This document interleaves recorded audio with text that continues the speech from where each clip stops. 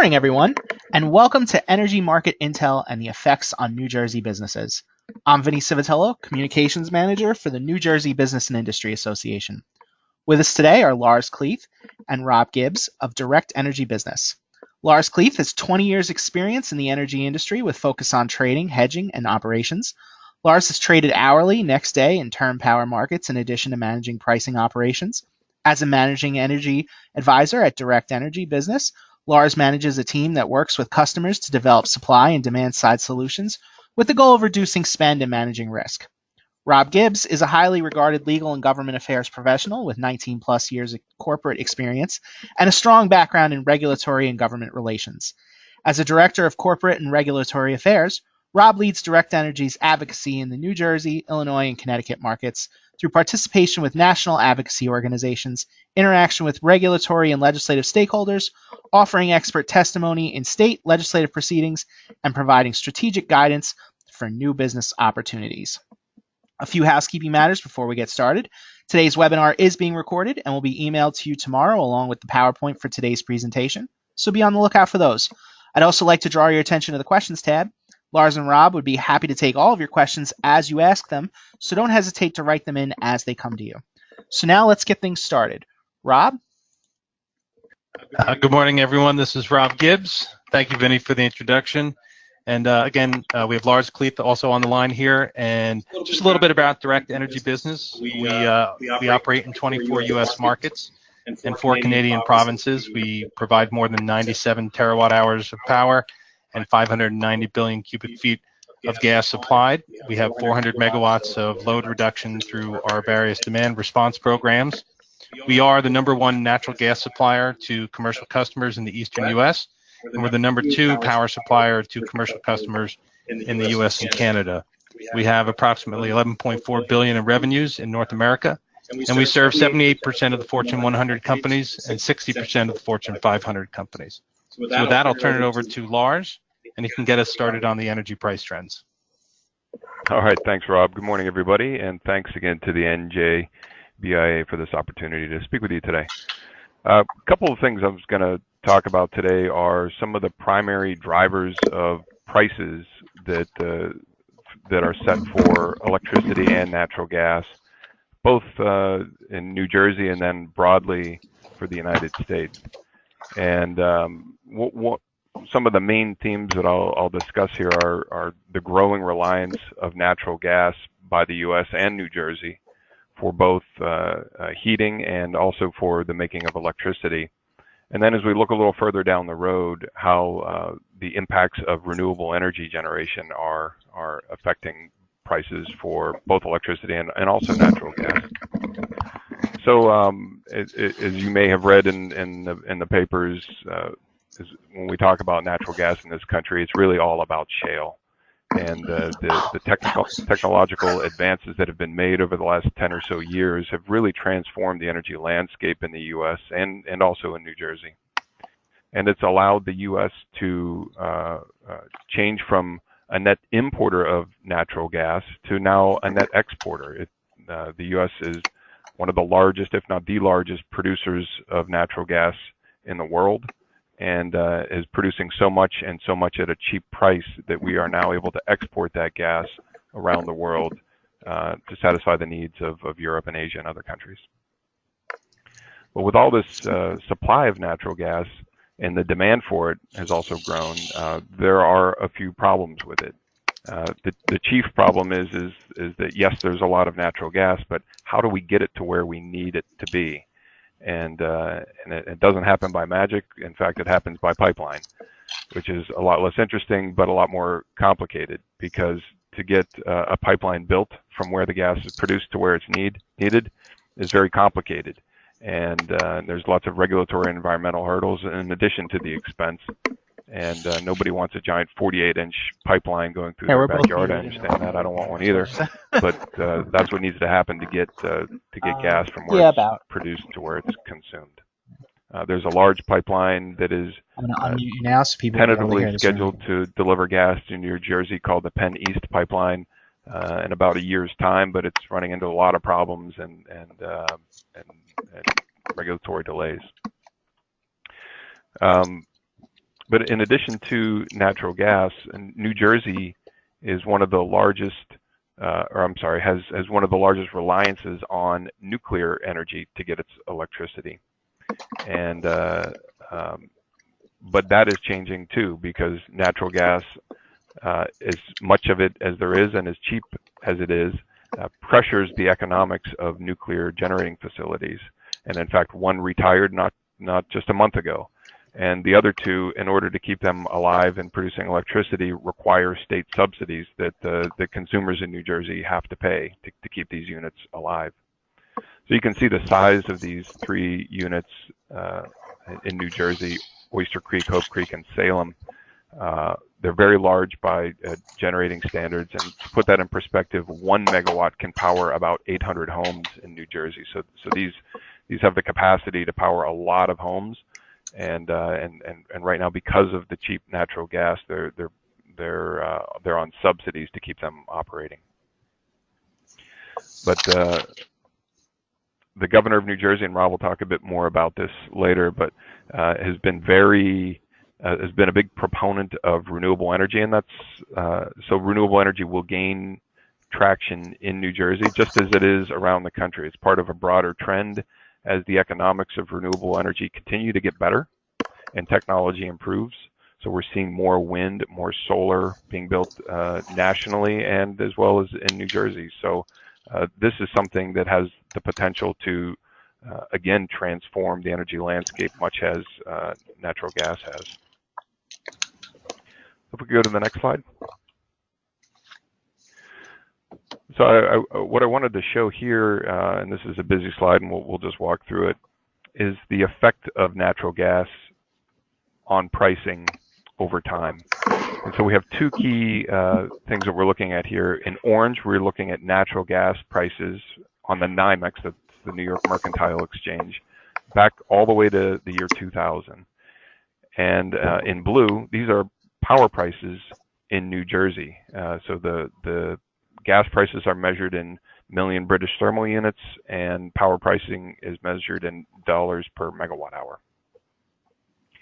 And what you'll notice if we look at orange, and that's aligned to the left axis, is 3 big price spikes that happened on the first half of that chart. The first one was when Enron collapsed, if anyone's old enough to remember that. It was a large energy trading company that, when it filed for bankruptcy, caused havoc with the energy markets. The second one was when Hurricanes Katrina and Rita happened, and they disrupted a lot of the natural gas infrastructure in the U.S. and caused a huge price spike, which you can see there. That's the second one. And then in 2008, the commodity bubble happened, so crude oil prices were around $150, natural gas pricing also very high. And what you see after that is the lack of price spikes. So after the third big price spike, why haven't there been other ones? And the answer really is shale. There's so much shale gas available, and often at a low enough price, that we haven't seen any significant price spikes for natural gas in 10 years. And I'll tell you that it's often true that the price of natural gas affects the price of electricity. So you see a lot of earlier 10 years ago, some natural gas price spikes, but what you don't see is price spikes after that. But what you do see is price spikes of electricity. Well, why is that?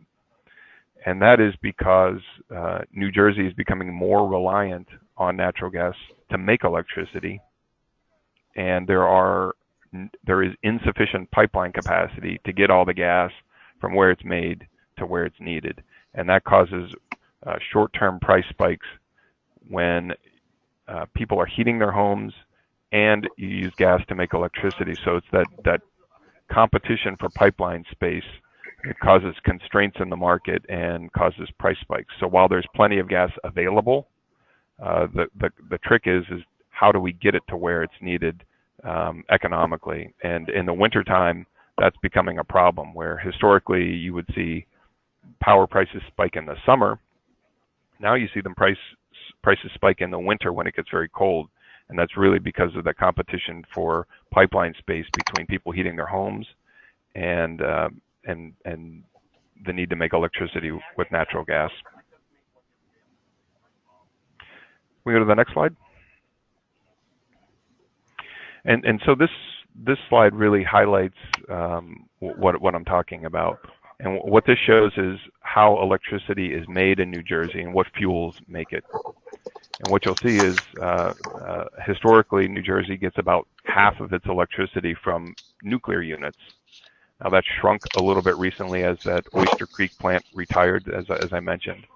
But what you'll also notice is coal, which back in the early 2000s delivered about 20% of New Jersey's electricity. Now that's in the single digits, where natural gas was once 30%. Now it's over 50%. So it's a growing reliance on natural gas, a decreased reliance on coal and nuclear as those fuels become uneconomic to produce electricity. It's the abundance of cheap natural gas that are making it hard for coal and nuclear to compete. And so, and that's great because it generally will deliver low prices, except when we run out of pipeline space. And so that's the trick. The other thing I'd like to point out is the green line, which is back in the early 2000s, very close to zero, and has grown recently as the economics for solar and wind generation have begun to improve. And that's, again, part of a broader national trend as technology improves and in New Jersey's case, state subsidies step in and allow for building of more renewable generation. And so what will happen is as coal and nuclear use declines and you're left with two primary sources of electricity generation, natural gas and renewables, and over time as renewables grow, that'll take market share from natural gas. And over the long term, it has the potential to actually decrease the use of natural gas in the state of New Jersey and nationally, as once renewable generators are built. I was thinking I would kick in with your first question. Do you think coal will make a comeback from natural gas? And as I mentioned on the first slide, the renewable generation doesn't come without problems, as we don't get solar power when the sun isn't shining, and we don't get wind power when the wind isn't blowing. So it's going to require new technologies through battery storage or increased forecasting capabilities of when the sun will shine and when the wind will blow. And those things are happening, but we'll need more of those technologies in order to better integrate renewables into the grid and keep the lights on and keep everything reliable. Lars? Yes. I've actually got a question here from Sarah, who asks, sure, do you think coal will make a comeback given the current administration? Oh, okay. That's an interesting question. And the shorter answer is no. And I know the current administration would like to see coal make a comeback, but the fact is the cost to produce coal is simply too high to be able to compete with the cost of natural gas when you're converting it into, when you're burning it to make electricity. So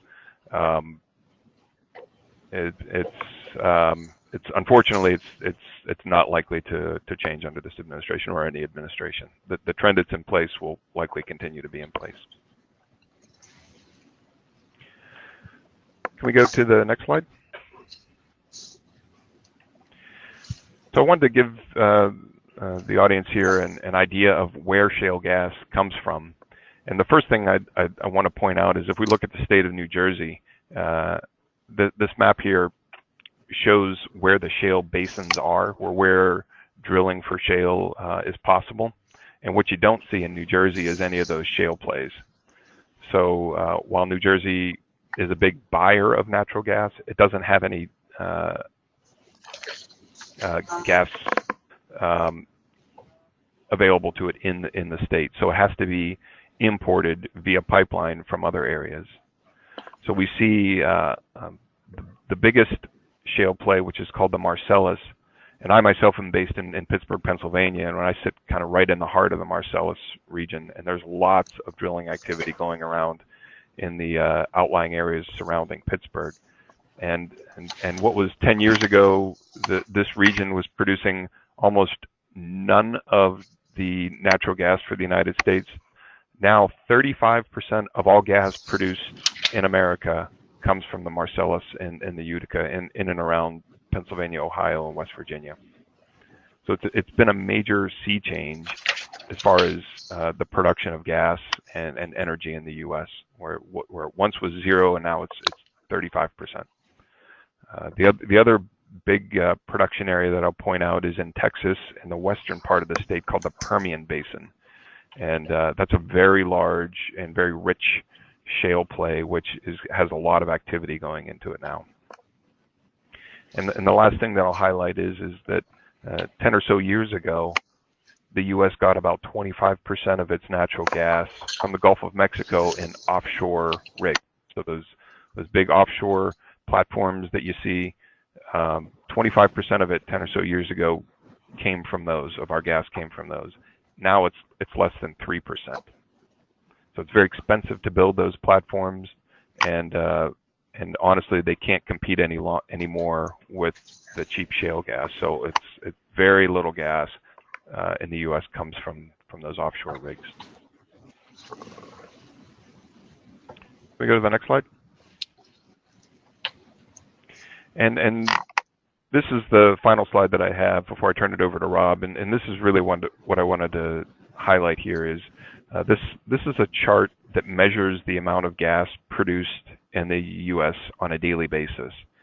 So we've measured gas production in billion cubic feet per day all the way back to 2011.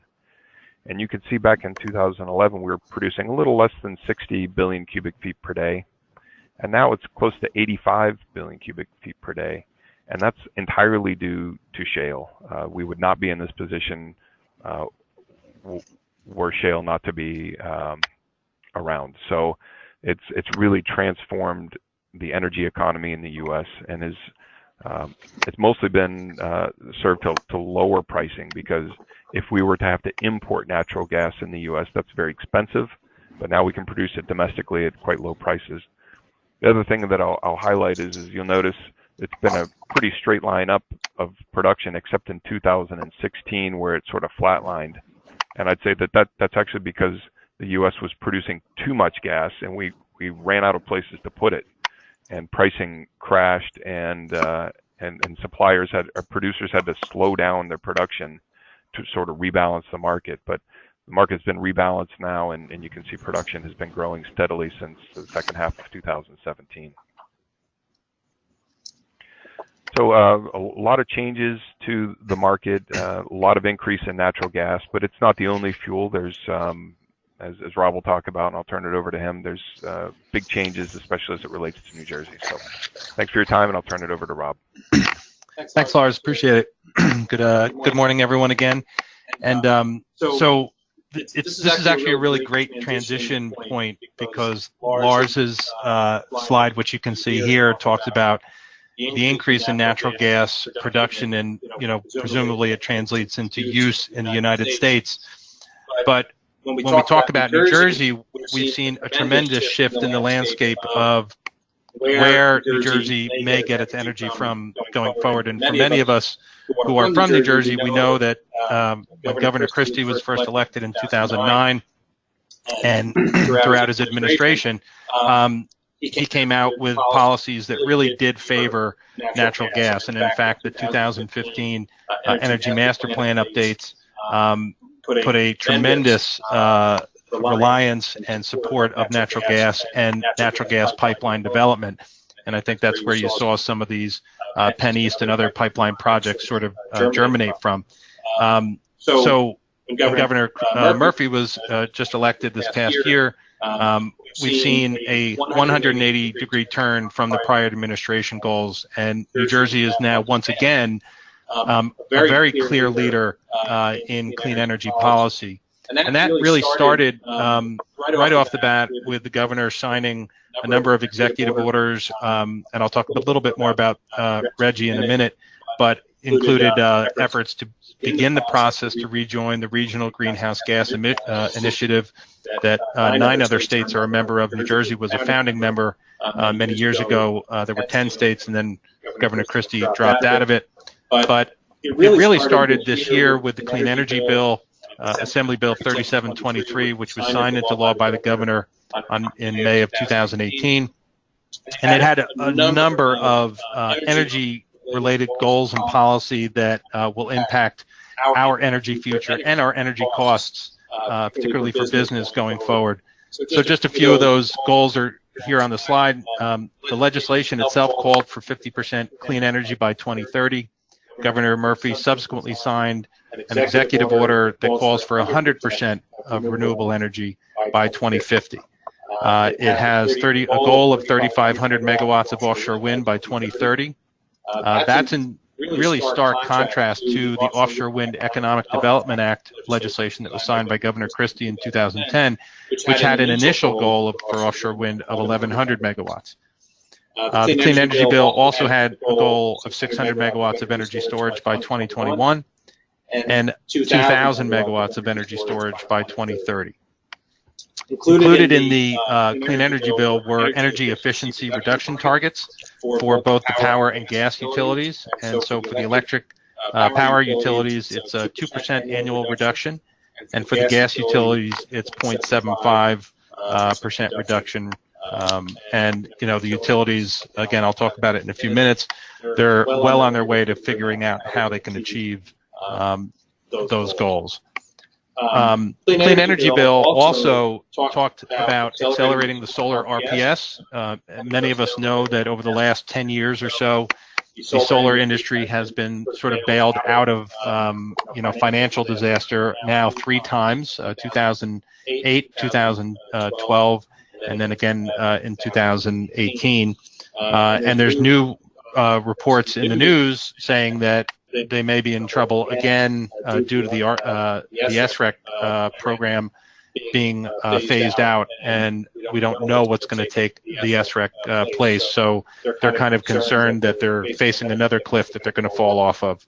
The Clean Energy Bill also created community solar, which is meant to include traditionally marginalized populations, low-income populations, to be able to participate in community solar. And that's really through sort of a subscription type basis where you would invest a certain amount of money into a larger project, say, down the road or in a field somewhere, and you would get a credit on your bill for the percentage of your investment on your utility bill. There's a big push for greening our transportation sector with electric and natural gas vehicles. Prior to about 10 years ago, New Jersey's primary source for emissions was the power sector. And after the state's generation fleet primarily transformed from coal, oil, to more natural gas and, of course, the nuclear, we saw those emissions go down. PSEG closed its 2 coal plants at Mercer and in Hudson. And so, the state's portfolio in terms of where the emissions were coming from suddenly sort of flipped from the power sector to now more than 80% of the emissions comes from the transportation sector. We saw in the Clean Energy Bill the introduction of zero emission credits for the nuclear fleet, as Lars mentioned. We have a process ongoing at the New Jersey Board of Public Utilities that will look at the applications from nuclear generation owners like PSEG and Exelon to see whether or not they qualify for ratepayer subsidies up to $300 million a year. And I believe we have a question that just came in. Yes, Chris would like to know, why is the cost of SRECs so high in New Jersey, and who are buying them? So the price of SRECs is I guess it really depends on who you ask. If you ask the solar industry would probably tell you that that the price isn't that high, that it's lower than what we call the ACP, the Administrative Compliance Payment. I believe the administrative compliance payment is in the $330 range at this point per SREC, and SREC prices are in the low 200s, mid 200s at this point. I think it just depends on how much build they have in any given year. And historically, New Jersey has added about 50 megawatts of solar per year. And when the number of projects drops, there's less SRECs available, but the RPS calls for a certain amount to be purchased by third-party suppliers and utilities. So the demand goes up, so the price will increase. So if you stabilize the build for solar, you can actually stabilize the price of solar. But it just seems to be high. I know in other states, the price of a Class 1 rec is $3 or $4. Even other states with solar type programs like Massachusetts, they have sort of like an SREC 2 program now. They're nowhere near those prices. They're less than $100. So New Jersey is just a very high price state, and the fact that we keep playing with the solar market and not letting it stand on its 2 feet, I think, is contributing a bit to this back and forth with the pricing. But hopefully the Clean Energy Bill, which reduces the ACP annually over 10 years, will cause SREC prices to drop as the ACP. Because if the ACP is dropping, what's the incentive for anybody to buy an SREC from an actual project? They can actually just pay the ACP. If it's, let's say, $178 for an ACP, then the solar developers are going to have to come lower than that in order to get their projects financed and basically purchased. So New Jersey just seems to be a little bit in the mix. So we also have smart meter deployment in play. New Jersey is 48th in the nation when it comes to smart meter deployment.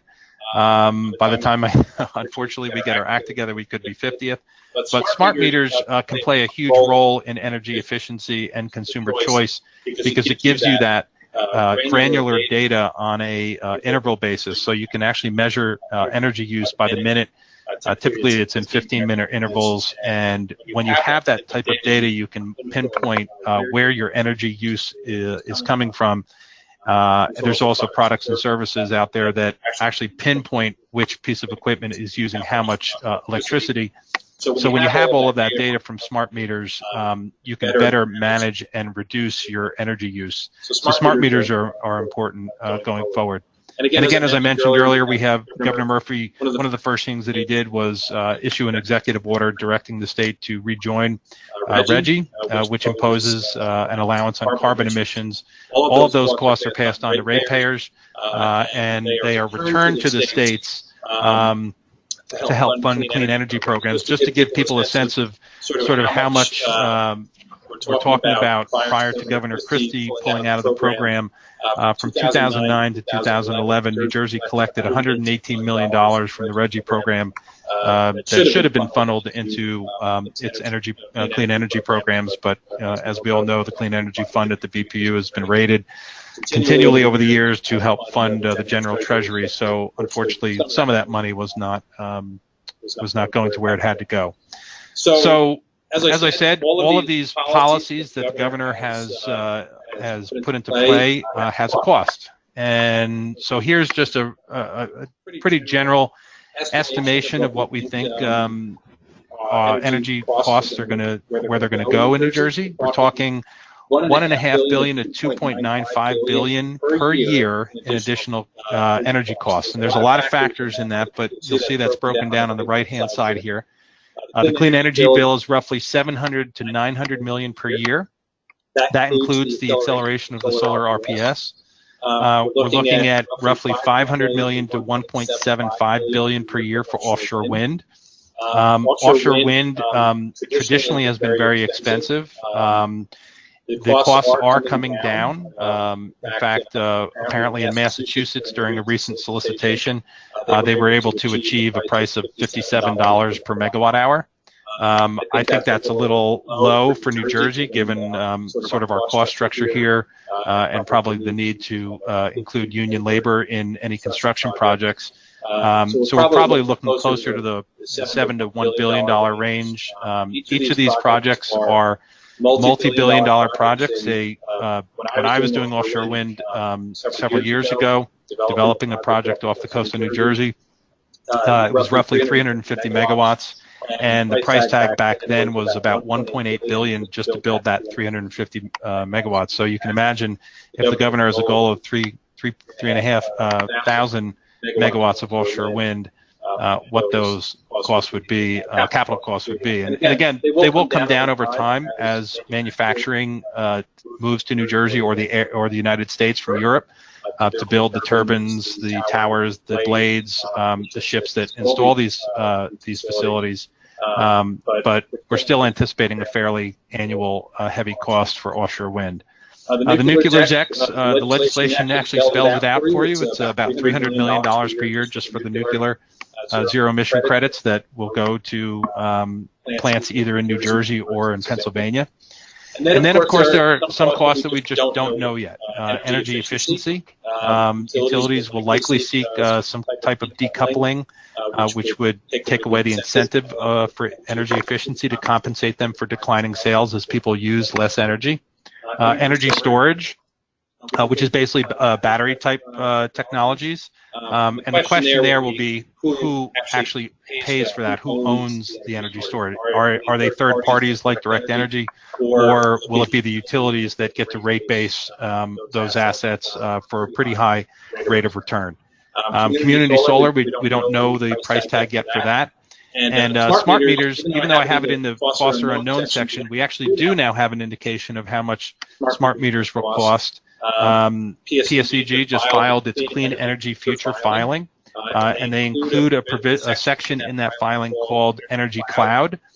And most of that is based on installing smart meters. And so when we look at the costs for that, they're saying it would be about $800 million for their energy cloud solution, which includes smart meters. There obviously is some back office and technology, IT costs in there that would have to be made to make the smart meters work well. But still, we're looking at a significant amount of cost here to New Jersey's ratepayers, particularly on the C&I side, commercial and industrial side, that will increase your costs pretty heavily. What's up at bat? What are we kind of anticipating going forward now that the Clean Energy Bill has been signed and we're seeing all of these processes at the BPU starting to move and work their way through? Well, we know that the governor has started the revision of the 2019 Energy Master Plan. The master plan is used by the legislature and the BPU sort of as a guide in crafting and implementing energy policy in New Jersey. There's 5 working groups: clean and renewable power, sustainable and resilient infrastructure, reducing energy consumption, clean and reliable transportation, and building a modern grid. I won't go into too much detail on all of those. You can go onto the EMP website at the Board of Public Utilities, and it will describe all of that. But suffice to say that during the stakeholder meetings that went on for the last month and a half, there were a lot of parties that submitted a lot of ideas to the board on,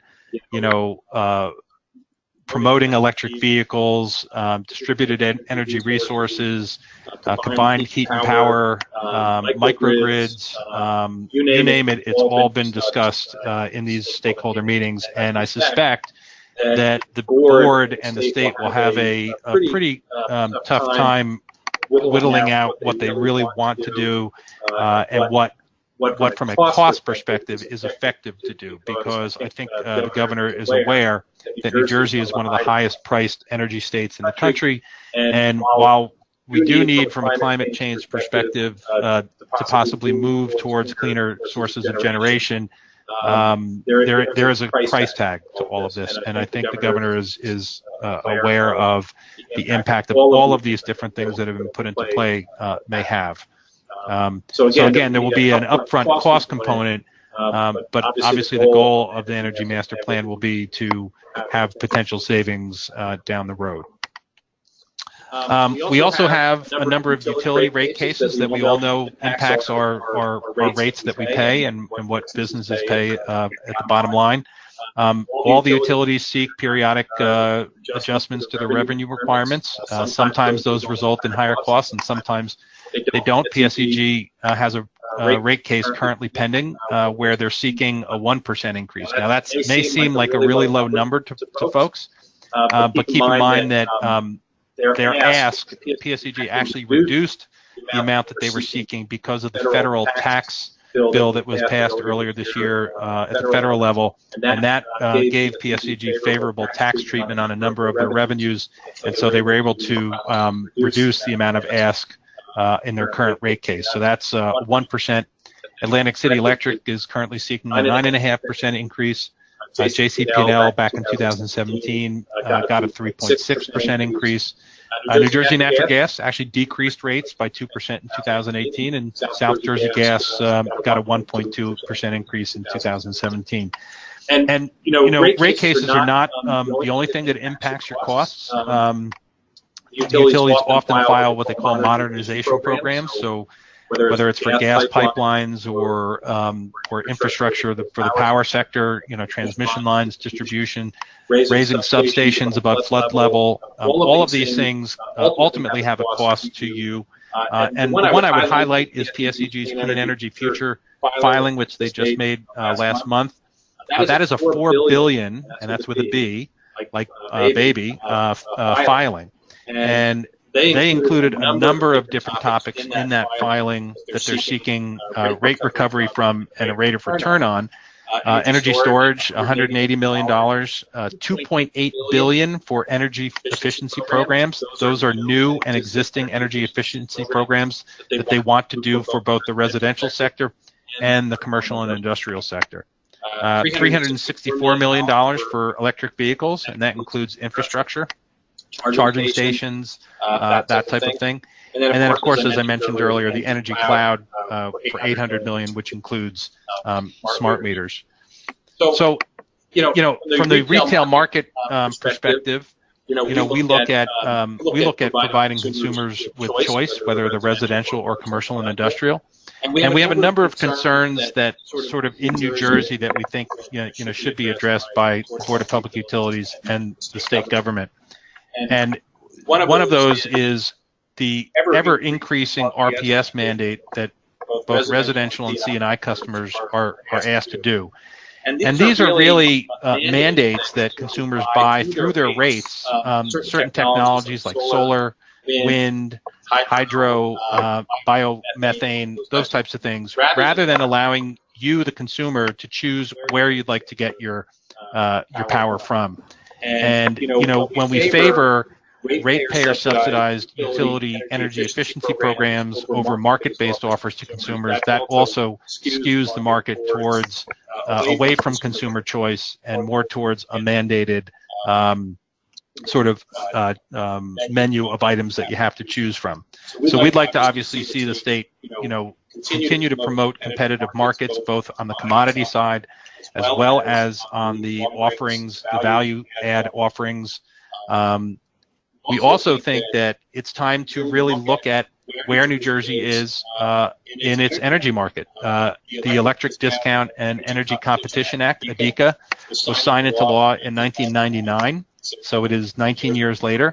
We think it's a pretty stale view of the market to go 19 years without really looking at where the market has evolved to. And as Lars said, the advent of shale gas has really transformed the gas side of the business. And the last major review of the gas market in New Jersey by the New Jersey Board of Public Utilities was done back in 2003. So 15 years has gone by. All of the rules that are in place regarding how New Jersey procures its gas, the BGSS auctions by the gas utilities, that's all based on 2003 regulations and views, and we think it's time to kind of take a look at those and see where it goes. The utility price to compare, that's another area that we'd like to see reviewed a little bit more. The utility price to compare, particularly on the power side, is just supply only. It's commodity. It does not include any overhead costs that the utilities have, like metering and billing. These are all costs that third-party suppliers have to put into their pricing, so it's not a real apples-to-apples comparison. It's more of an apples to maybe a kiwi. And we've started to have that conversation with board staff on, looking at how to make sure consumers have the information that they need to make informed decisions when it comes to energy purchasing. And then finally, if you read the news in the energy sector, you're probably very familiar with efforts in Massachusetts, New York, and Illinois, Connecticut, and Rhode Island to sort of either shut down or restrict the retail market. we feel these are attacks by political figures, consumer groups on the retail market and on consumer choice. The retail market is very interested in working with all stakeholders in ensuring that the rules in place promote fair competition and good practices towards consumers. And we think that, rather than reacting to a negative situation and having proceedings like we have in New York and Massachusetts, where the markets are trying, they're looking to shut the markets down, rather than have that, we'd rather work collaboratively with stakeholders and avoid disruptive proceedings that really take away consumer choice from customers like yourself. So that's kind of where we see the policies in New Jersey, where they're going, some of the costs that we anticipate going forward. Again, some of those will change as technologies change, as efficiencies change, as policies and legislation change. But I think that's a pretty accurate general view of where we're going in New Jersey. Nuclear will continue to be a big push for the generators. Natural gas will continue to be what I'll call a bridge fuel towards Governor Murphy's clean energy future. We can't get there overnight. We're going to have to get there sort of in steps. But and natural gas will get us there. But there will be at some point a drop in the reliance on natural gas. Don't tell that to the people building natural gas power plants in New Jersey and elsewhere. But the governor clearly wants to move New Jersey towards a renewables future. So with that, I think that's it for our presentation. You can contact Lars and I at this contact information that's on your screen. And Direct Energy has some great offers for NJBIA members. If anybody's interested, the information is there on the screen, or you can call 844-215-1319, or you can go to the njbia.org/directenergy website and check out how we can help you hopefully save some money, reduce your energy use, and reduce your energy costs. Thanks, Rob. We don't have any questions in the bank. I can ask a couple to get things rolling. But in the meantime, I'd like to take a second to remind you about the Handouts tab. We get a lot of questions from people asking how to download the PowerPoint slides. So just open up the tab marked Handouts on your GoToWebinar panel, and the file is right there. You can also just wait until tomorrow, and they'll be emailed to you with the video recording of the webinar. There's also the Questions tab. If you have a question, type it in right there, and I'll make sure our guests answer it. And don't be shy. You've got two experts here, so make sure to take advantage of them. I can't tell you how many times I read the post-webinar evaluations and see someone disappointed that a relevant topic wasn't covered. I always just think, why didn't they ask the question? So with that all out of the way, my first question would be, you kind of touched on this a little bit right at the end, but when I saw Lars's graph that showed where renewable energy is right now, I can't remember the exact number. It looked less than 10%. And the goal is 50% by 2020. Are we on a pace to get there, and how do we go from here to there? Yeah, no, we're clearly not on a pace to get there. Due to the intermittency of renewables, we're not going to be able to rely on 100% renewables, whether it's 2030 or 2050, without some other technology that can help bridge the period where the sun's not shining and the wind's not blowing, the water's not flowing, whatever it is. And we think that one of those technologies is clearly energy storage.